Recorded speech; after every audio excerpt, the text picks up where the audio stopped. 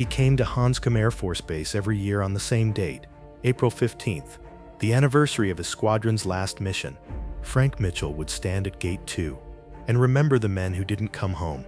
This year, someone called the cops on the suspicious old man.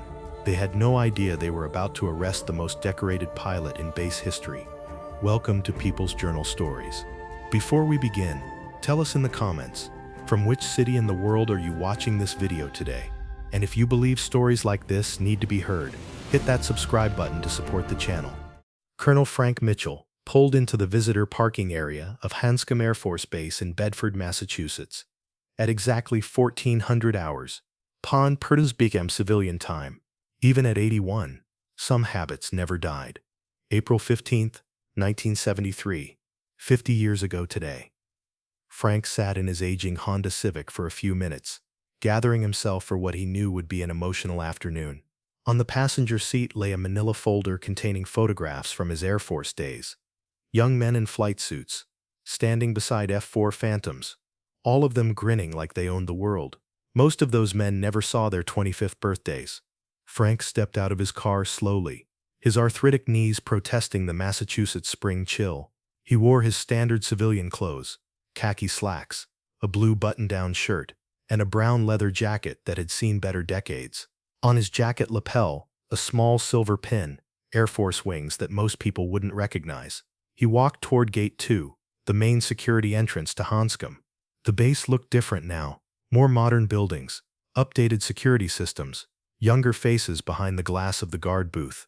But the runway was the same, the hangars were the same, and somewhere in the administrative building was the briefing room, where Colonel Mitchell had received his final mission orders 50 years ago. Frank stopped at the fence line, about 20 feet from the gate, close enough to see the base clearly, far enough to avoid interfering with security operations. He gripped the chain-link fence with weathered hands and stared across the tarmac toward Hangar 7. That's where it had started, and where it had ended. April 15th, 1973. Frank had been a lieutenant colonel then, commanding the 66th Fighter Squadron. The Vietnam War was winding down, but there were still missions to fly, still men to bring home. The mission that day was supposed to be routine, escort duty for a transport bringing POWs out of North Vietnam. Frank led a flight of 4 F-4 Phantoms, call signs Eagle 1 through Eagle 4. Eagle 2 was Captain Mike Rodriguez, 24 years old, 2 kids at home. Eagle 3 was Captain James Thompson, 26, newly married. Eagle 4 was Lieutenant Bobby Chen, 23. His parents had immigrated from China so he could have a better life. They'd taken off from Hanscom at 0600, refueled in Hawaii, then again in the Philippines.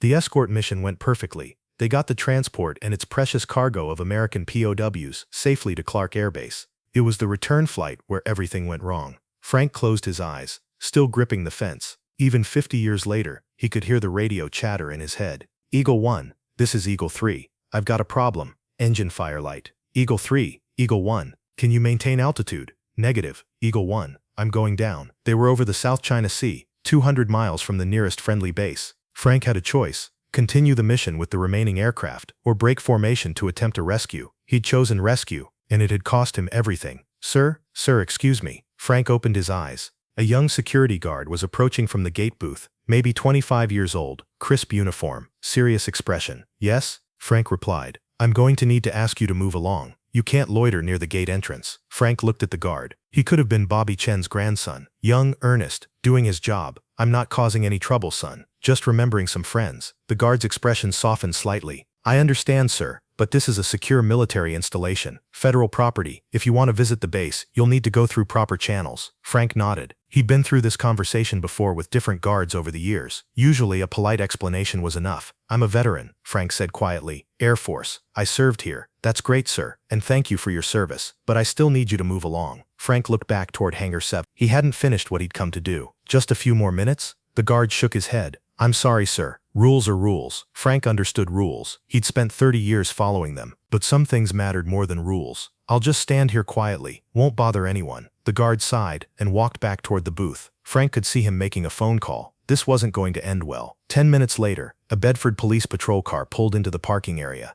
Officer Mike Reynolds, 28 years old, 5 years on the force, stepped out and approached Frank. "Sir, I understand you're having some trouble with base security?" Frank turned from the fence. "No trouble, officer. Just visiting. The security guard says you've been asked to leave and refused. That's trespassing on federal property." "I'm not on the property. I'm standing on a public sidewalk." Officer Reynolds looked around. Technically, Frank was right. He was on the public side of the fence, but the call had come in as a potential security threat at a military installation. "Sir, what's your name?" "Frank Mitchell. Do you have identification?" Frank reached for his wallet, moving slowly to avoid alarming the officer. He pulled out his driver's license and, after a moment's hesitation, his retired military ID card. Officer Reynolds examined both. The driver's license was standard. Frank Mitchell, 81, address in nearby Lexington. The military ID was more interesting. Department of Defense, United States Air Force, retired. You served in the Air Force, 30 years, at this base, among others. Officer Reynolds was in a difficult position. The man was clearly a veteran, probably harmless, but the security protocols around military installations had tightened significantly since 9/11. "Mr. Mitchell, I'm going to need you to come with me, so we can sort this out.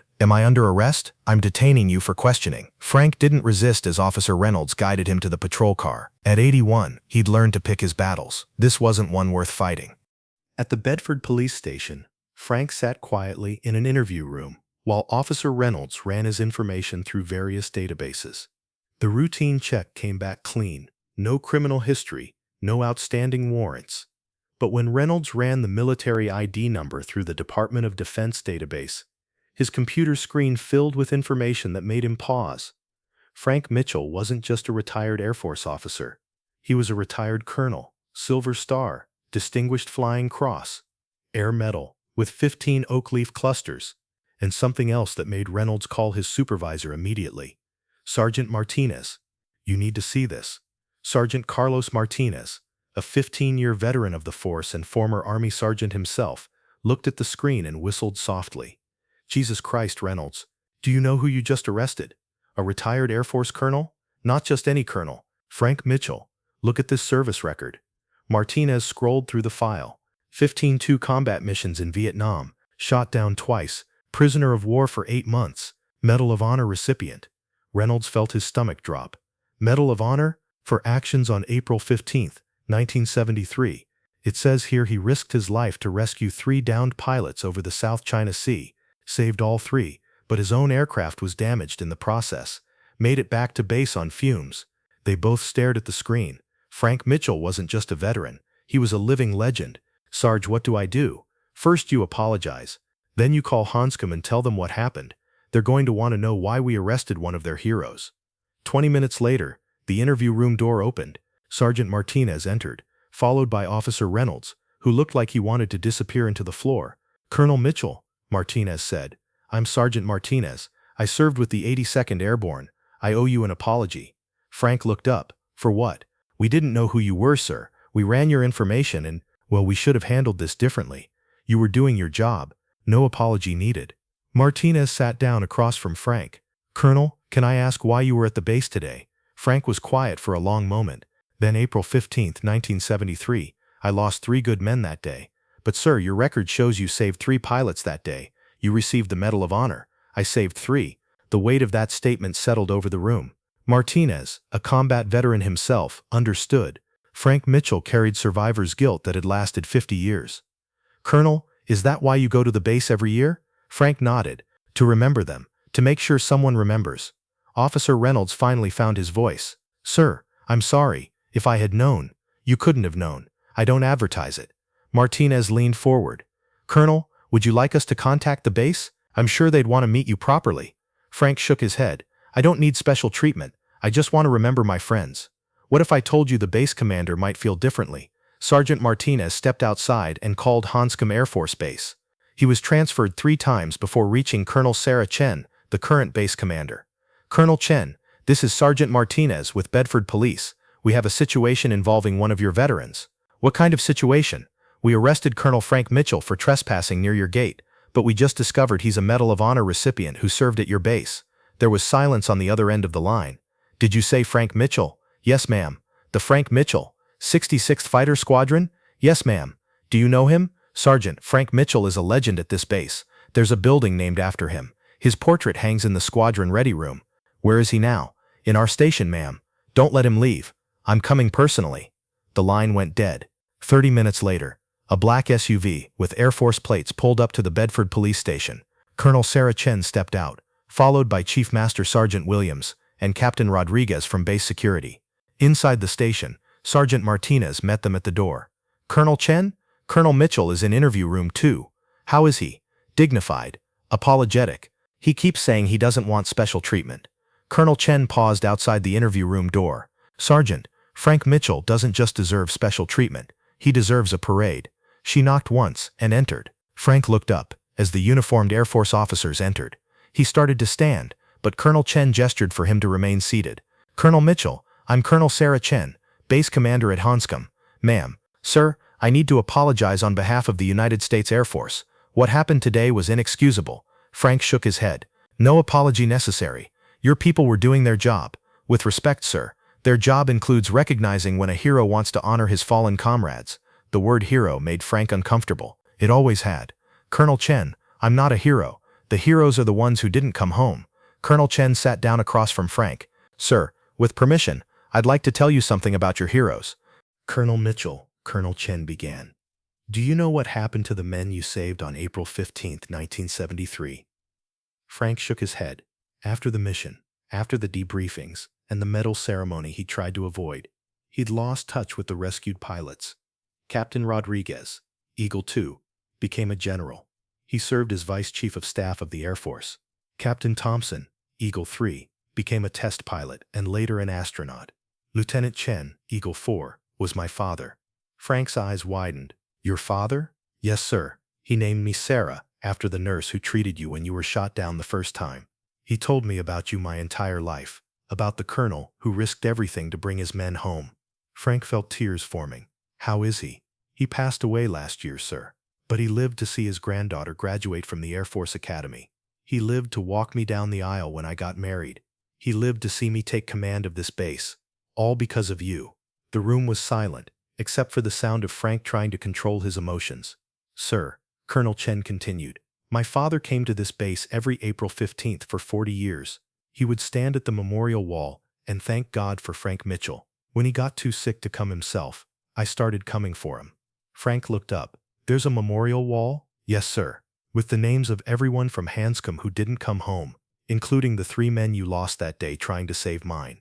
"Colonel Mitchell," Colonel Chen said, "would you allow me to escort you to that memorial wall?" Frank hesitated. "I don't want to cause any trouble." "Sir, you could never cause trouble at Hanscom Air Force Base. That base belongs to you as much as anyone." Chief Master Sergeant Williams spoke up. "Colonel Mitchell, if I may, the airmen on base today should meet you. They should know what real service looks like." Frank shook his head. "I'm not special. I just did my job." "Sir," Captain Rodriguez said, "doing your job when your job means risking your life to save others, that's the definition of special." Colonel Chen leaned forward. "Colonel Mitchell, would you consider being our guest at the base? Not for publicity, not for ceremony, just so you can honor your friends properly." Frank looked around the room, at the police officers who'd arrested him, at the Air Force officers who'd come to apologize, at faces showing nothing but respect. "Just to see the memorial? Just to see the memorial, and maybe, if you're willing, to let some young airman shake the hand of a real hero." Frank was quiet for a long moment. Then, "I'm not a hero, but I'd be honored to represent the ones who were." An hour later, Frank Mitchell rode through the gates of Hanscom Air Force Base in the base commander's SUV, the same gate where he'd been arrested earlier that day. The security guard who'd originally called the police was waiting. As the SUV passed, he snapped to attention and saluted. Frank, seeing this through the window, quietly returned the salute. "Colonel Chen," Frank said,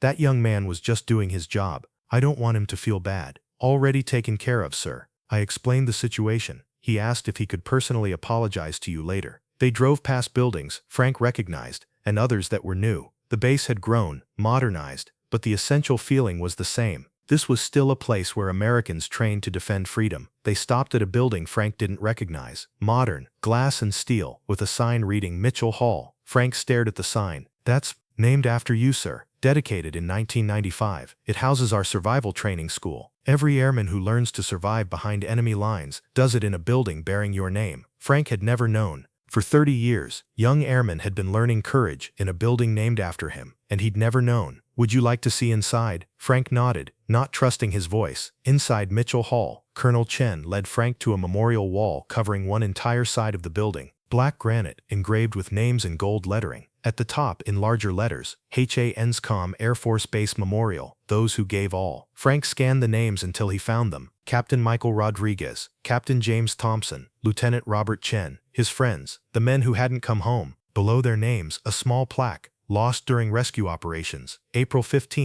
1973. Their sacrifice enabled the safe return of 3 fellow airmen. Frank reached out and touched each name gently. They were good men, he said quietly. Yes, sir, and they're remembered. Frank stood there for several minutes, finally able to properly honor his friends after 50 years of guilt and grief. Colonel Chen, he said eventually, thank you for this. Thank you for giving us something worth remembering, sir. Word had spread quietly through the base that Frank Mitchell was visiting. As they left the memorial hall, small groups of airmen had gathered respectfully nearby, not crowding but hoping for a chance to meet a living legend. Colonel Chen looked at Frank. Sir, they'd consider it an honor. Frank nodded. Over the next hour, he shook hands with dozens of young airmen. Most were born decades after his service ended, but they knew the stories. They knew what the Medal of Honor meant. One young airman, barely 20, approached nervously. Sir, I'm Airman Chen. Lieutenant Bobby Chen was my great-uncle. Frank stared at the young man. The family resemblance was unmistakable. He was a good pilot, a good man. Sir, my family has talked about you my whole life, about the colonel who tried to save Uncle Bobby. They wanted me to tell you. Our family has never blamed you for what happened. We've always been grateful you tried. Frank felt 50 years of guilt begin to lift from his shoulders. As the afternoon wound down, Frank sat with Colonel Chen in her office, looking out at the flight line where F-35s now sat, where F-4 Phantoms once had. Colonel Mitchell, she said, I want you to know you're welcome here anytime.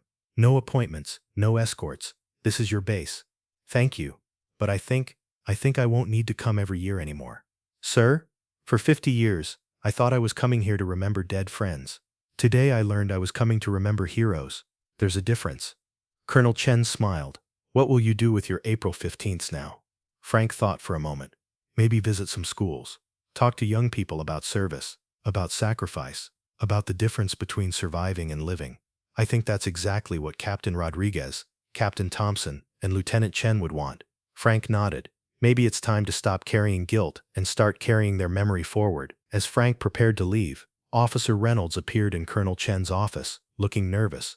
Colonel Mitchell, I wanted to apologize again for this morning. Frank stood and extended his hand. Officer Reynolds, you did your job protecting this base. These young people, he gestured toward the airmen, deserve that protection. No apology needed. Sir, if you don't mind me asking, why didn't you tell me who you were? Frank smiled. Son, the medal doesn't make the man. The man earns the medal. Who I am isn't about what I did 50 years ago. It's about what I do today. Officer Reynolds nodded, understanding something about service he'd never grasped before. Frank Mitchell drives to Hanscom Air Force Base every April 15th, but now he doesn't stand outside the gate. He walks through it, welcomed by airmen who know his story. He speaks to groups about service and sacrifice. He visits schools to talk about the difference between heroism and glory. And he honors his fallen friends, not with guilt, but with purpose. Sometimes the greatest service happens after the uniform comes off. Sometimes the real mission begins when the war ends. Frank Mitchell learned that respect isn't something you demand. It's something you earn through a lifetime of small acts of courage.